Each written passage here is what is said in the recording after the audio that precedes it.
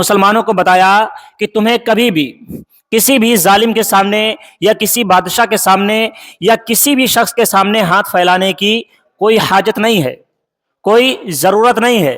تمہارا والی، تمہارا مالک، تمہارا مولا صرف اللہ ہے، تمہارا مالک صرف اللہ ہے، اس کے رسول ہیں اور مومنین ہیں اور حالت رکوع میں زکوٰۃ دینے والے ہیں۔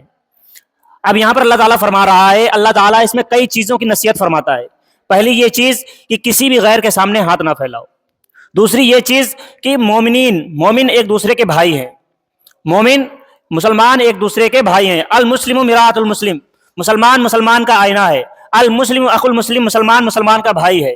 اللہ تعالیٰ نے جب فرما دیا کہ مسلمان کا بھائی ہے، تو اب ضرورت پڑنے پر ایک مسلمان دوسرے مسلمان کی مدد کرے گا۔ اب یہ آیت کب نازل ہوئی تھی؟ شان نزول اس کا یہ ہے کہ ایک مرتبہ کی بات ہے، ایک فقیر، ایک سائل، ایک سوال کرنے والا مسجد کے قریب سے گزرا۔ مسجد کے باہر کھڑے ہو کر اس نے سوال کیا کہ میں بھوکا ہوں، میں ضرورت مند ہوں، میری مدد کرو، خدا کے نام پر میری کوئی مدد کرے۔ اس کے بعد وہاں سے کوئی جب نظر نہ آیا تو پھر اس نے سوال کیا، مولا علی وہاں پر نماز ادا کر رہے تھے، آپ نماز ادا کر رہے تھے، حالت رکوع میں تھے، آپ نے اپنے ہاتھوں کی انگوٹھی کو اتار کر اس کی طرف پھینک دیا۔ اس کے بعد یہ آیت نازل ہوئی اور وہ سوال کرنے والا، وہ سائل حضور صلی اللہ علیہ وسلم کے پاس چلا گیا۔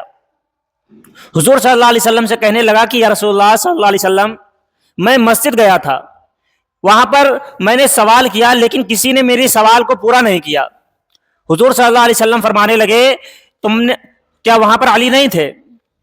تو حضور صلی اللہ علیہ وسلم سے وہ شخص کہنے لگا کہ یا رسول اللہ صلی اللہ علیہ وسلم، وہاں پر علی موجود تھے اور انہوں نے نماز کی حالت میں ہی مجھے یہ انگوٹھی عطا فرما دی ہے۔ تو ہمیں یہ سبق ملتا ہے کہ کبھی بھی اگر اللہ نے ہمیں نوازا ہے تو ہم دوسروں کی مدد کریں۔ اور حضور صلی اللہ علیہ وسلم کا فرمان ہے کہ مسلمان کا بھائی ہے، لیکن افسوس آج ہمارا ماحول، ہمارا حال الٹا ہو گیا ہے۔ ہمارا حال الٹا کیسے ہو گیا ہے کہ ایک دوسرے کی مدد کرنا تو دور کی بات ہے، ہم ایک دوسرے کی برائی کرتے ہیں، ایک دوسرے کی ٹانگ کھینچیں گے۔ اگر کوئی مسلمان بھائی کاروبار میں آگے بڑھ رہا ہوگا تو ہم اس کو یہ نہیں سوچیں گے کہ یہ اور آگے بڑھے، اس کی مدد کریں، بلکہ ہماری کوشش یہ ہوتی ہے کہ کس طرح سے اس کو اور نیچے لایا جائے، کس طرح سے اس کو برباد کیا جائے، کس طرح سے اس کے کاروبار کو ختم کیا جائے۔ اس کے لیے طرح طرح کی سازشیں کرتے ہیں، طرح طرح کے ہتھ کنڈے اپناتے ہیں اپنے مسلمان بھائی کو گرانے کے لیے، جبکہ یہ نہیں سمجھتے ہیں کہ ایک مسلمان کی ہار بھی دوسرے مسلمان کی ہار ہے۔ اگر ایک مسلمان برباد ہوگا تو اس کا مطلب ہے کہ دوسرا مسلمان بھی برباد ہوگا۔